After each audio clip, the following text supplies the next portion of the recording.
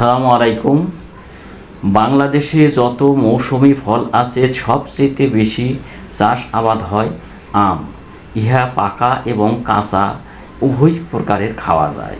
এতে বিভিন্ন ধরনের ভিটামিন, খনিজ এবং অ্যান্টিঅক্সিডেন্ট রয়েছে, যা শরীরের জন্য অত্যন্ত উপকারী।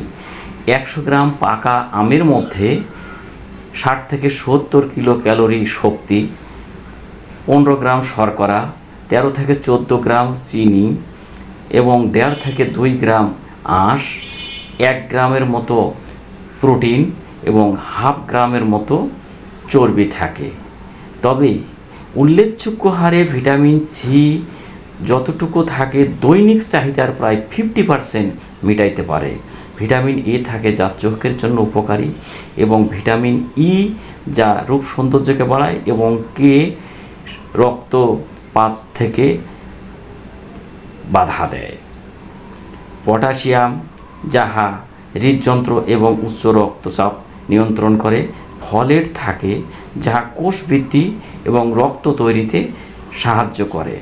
এক কথায় পাকা আম খাওয়ার অনেক উপকারিতা।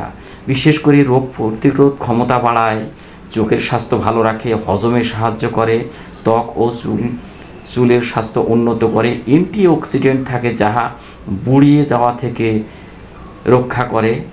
তবে সতর্কতা, পাকা আমে চিনি থাকে, তাই ডায়াবেটিসের রোগী যতটুকু ভাত বা রুটি খাবেন তার তুলনায় যেন বেশি না খায়।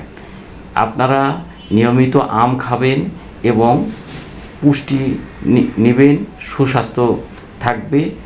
আপনারা সবাই মিলে ভালো থাকুন। আসসালামু আলাইকুম।